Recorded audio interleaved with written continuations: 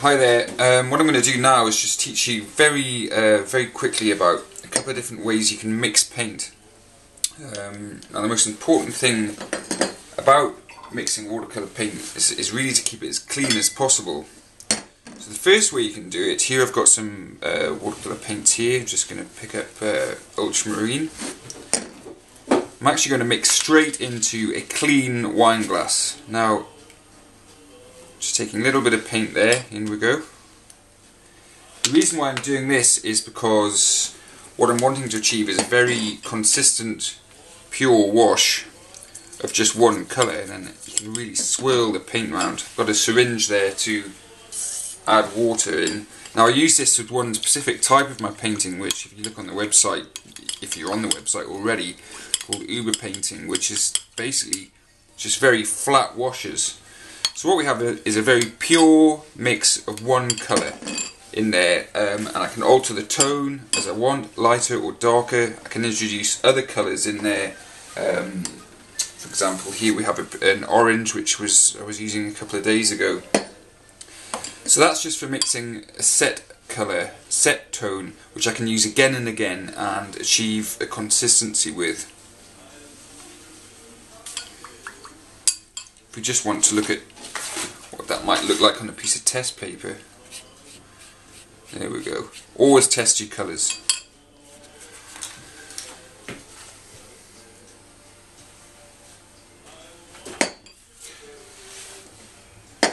So another way, which might be more applicable to a lot of people to learning how to paint watercolour, is to mix on a flat surface. Now this is just a sort of MDF kitchen laminate, which is you can pick up at any sort of DIY store, quite hard wearing. Now I'm mixing on white for a reason, and I'll show you why.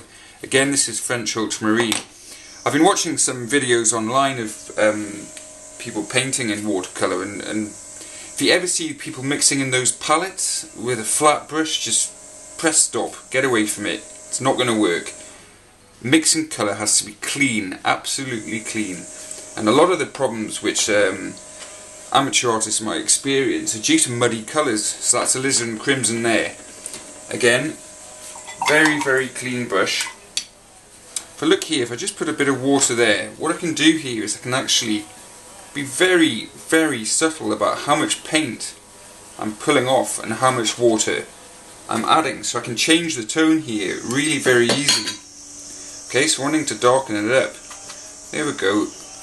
Just pull more ultramarine off the paint there, and I can be really accurate. Again, I can just keep going over to my test paper to look at it. But one of the reasons why we don't need test paper is because this, you can see the translucency of the paint underneath. So this is a bit like looking at it on paper, because you're looking at it on a white, okay? So if I take the ultramarine there, sorry, the alizarin crimson, I can do the same there. And then I can just mix them together here.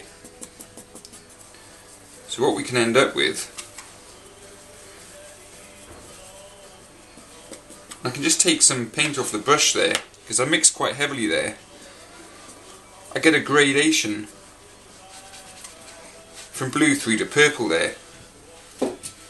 And you can start sort of developing on the palette certain areas. So that's a darker tone of blue there. And if I want it lighter, I just have a lighter area over here. Okay, and then when you're finished, you can just wipe up certain areas. You can keep your neat paint there.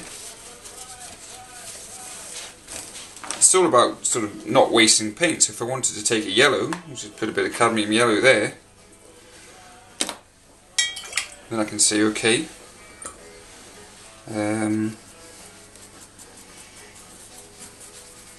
Let's get some green.